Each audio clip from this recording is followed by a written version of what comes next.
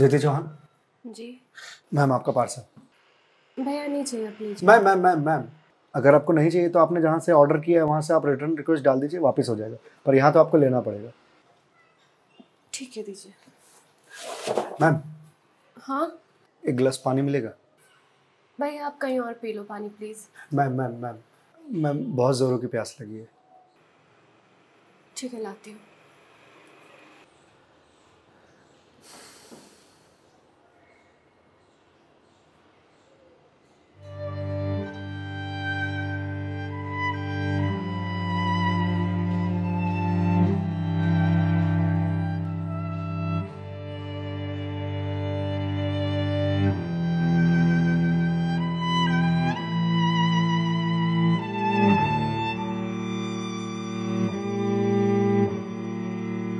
लीजिए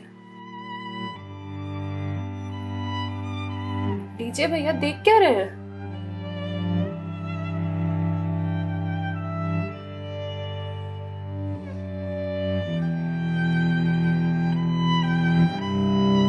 मैम आपको कोई दिक्कत है? मतलब आप किसी परेशानी में हैं? भैया पानी पीकर ग्लास दीजिए आप। मैम छोटा मुंह बड़ी बात कह रहा हूँ, पर अगर आप किसी परेशानी में हैं तो आप मुझे बता सकती हैं। भैया आप पानी पीजिए, ज्यादा समाज से भी मत बनिए। मैम दुख बांटने से कम होता है। अच्छा, और आपको किसने कहा कि मैं दुखी हूँ? मैम अगर आप दुखी नहीं हैं तो फिर वो फंदा क्यों लगा रखा है?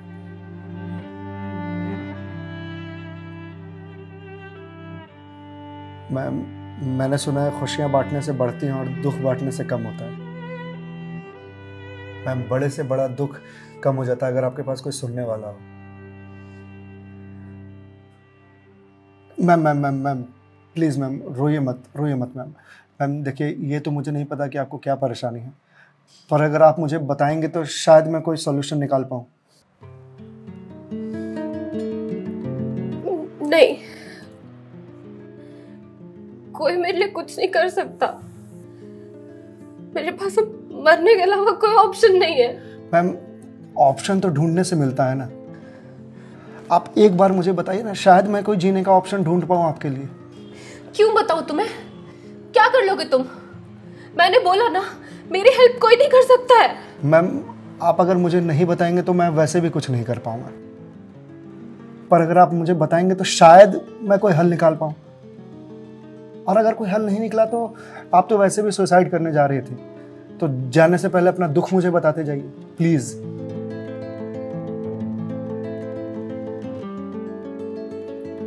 Please ma'am.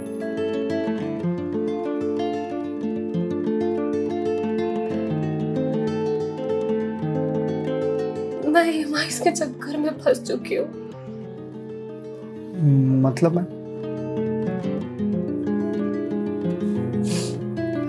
कुछ साल पहले एक कोर्स के लिए मैंने लोन लिया था, फिर उसके कुछ वक्त के बाद एक और लोन, और ये लोन का सिलसिला यूं ही चलता गया।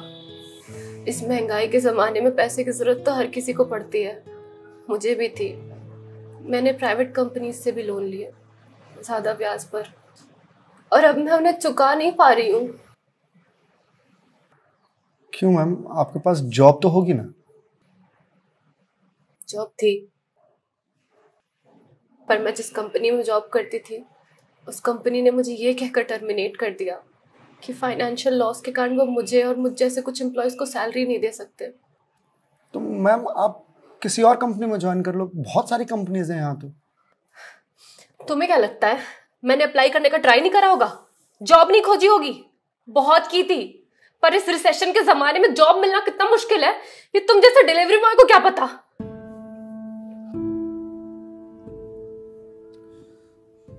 आई एम सॉरी मैम, शायद आप सही कह रही हैं, मुझे इस बारे में कोई जानकारी नहीं।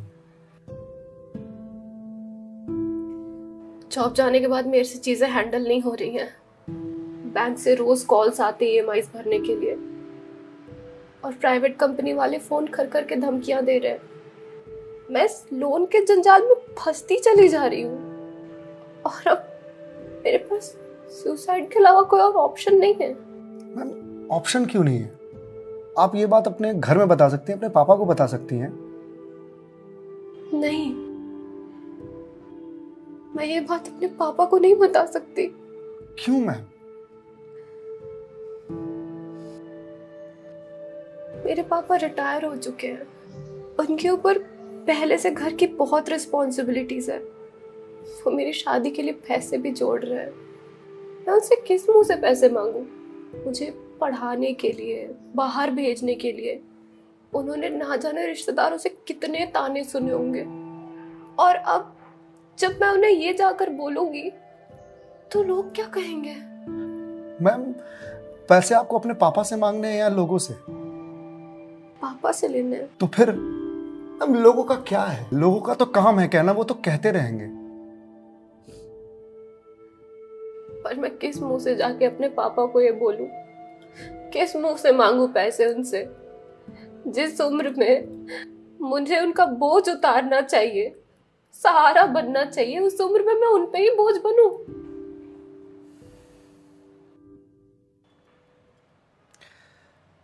मैम एक बात बताएंगे आप, बचपन में आपके सबसे फेवरेट चीज क्या थी?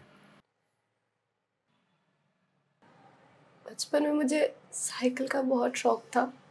तो मैम आपको साइकिल किस एज में मिली थी? यही कोई 8 साल की होंगी मैं। तो साइकिल तुरंत मिल गई थी आपको? नहीं, पापा तो मान ही नहीं रहे थे।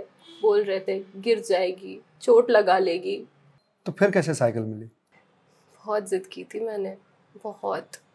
खाना पीना सब छोड़ दिया था। तो मैम साइकिल के लिए जो जिद किया आपने, तो शर्म आई होगी आपको? तो मुझे मुझे क्यों शर्म आएगी? पापा है वो मेरे, उनसे जिद नहीं करूंगी तो किससे जिद करूंगी? तो मैम जब बचपन में साइकिल के लिए जिद करने में शर्म नहीं आई तो अब क्यों आ रही है? मैम अभी आपने कहा कि आपके पापा आपकी शादी के लिए पैसे जोड़ रहे हैं, पर आप तो यहाँ सुसाइड कर रही हो, तो वो उन पैसों का क्या करेंगे? या उन्हें यह जानकर बहुत खुशी होगी कि उनकी बेटी ने शादी का बोझ हल्का कर दिया उनके सिर पर से। मैम आपको मालूम है, हमारे जनरेशन की दिक्कत यही है कि हम अपने आप को इतना बड़ा समझ लेते हैं कि हम अपने पेरेंट्स से ही अपनी बात छुपाने लगते हैं। कभी ये कहकर कि पापा मम्मी नहीं समझेंगे, या कभी ये कहकर कि मैं उन्हें परेशान नहीं करना चाहती, या कभी ये कहकर कि हम दोनों की सोच नहीं मिलती है। एक बार आप अपनी दिक्कत अगर अपने पेरेंट्स से शेयर कीजिएगा ना, तो आपको जीवन में फिर कभी सुसाइड करने की जरूरत नहीं पड़ेगी, या मेरे जैसे किसी अनजान से अपनी बात शेयर करने की जरूरत नहीं पड़ेगी। प्लीज मैम एक बार शेयर करके देखिए।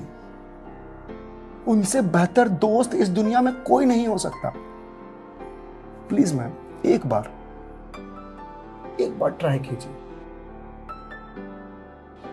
Please ma'am.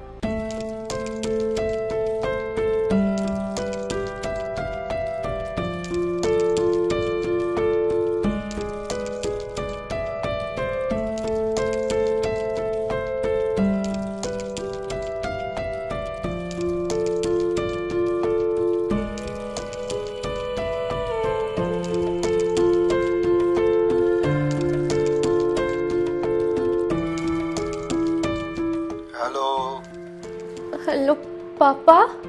हाँ दीदी बोल, कैसी है बेटा? पापा मुझे आपसे कुछ बात करनी है। हाँ बोल ना बेटा। पापा मैं क्या हुआ बेटा? पापा मैं बहुत परेशान हूँ। हाँ तो मुझे बता ना, किस लिए परेशान है? अदिति बेटा रो क्यों रही है, बता ना क्या बात है? पापा वो मैंने बैंक से लोन ले रखा था ना,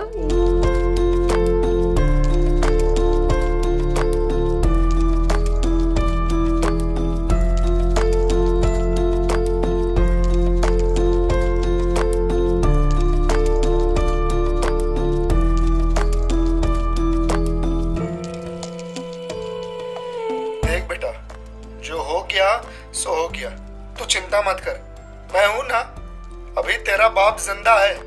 मैं काम करता हूँ, मैं कल ही तेरे पास आता हूँ, तो बिल्कुल भी चिंता मत कर। हाँ पापा, आप प्लीज आ जाइए। देखा मैं, आपके पापा आपके एक फोन पर यहाँ आने को तैयार हो गए और आप इतने दिनों से अकेले सफर कर रहे थे। मैम, मम्मी पापा से बढ़िया दोस्त कोई हो ही नहीं सकता।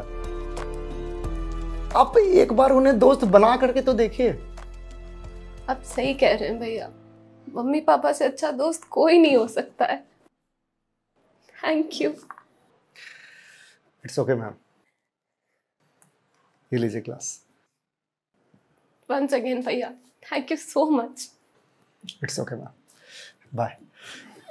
मैम जी? मेरे पास आपके लिए कुछ है, यहीं रुकिएगा, मैं थोड़ी देर में आता हूँ।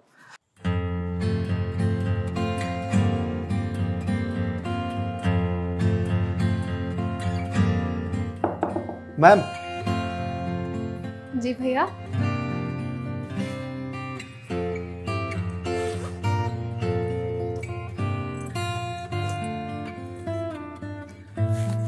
मैम, ये आपके लिए।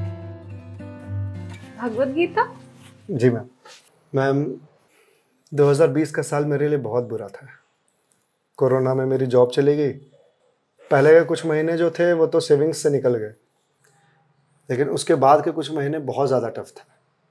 मेरे ऊपर भी आपके ही तरह बहुत सारे EMIs थे जो मैं पे नहीं कर पा रहा था, जिस वजह से मैं बहुत परेशान था और सुसाइड करने की सोचने लगा था। और एक दिन तो सुसाइड करने निकल भी गया था, लेकिन पापा ने मुझे पकड़ लिया। पहले तो बहुत डांटा,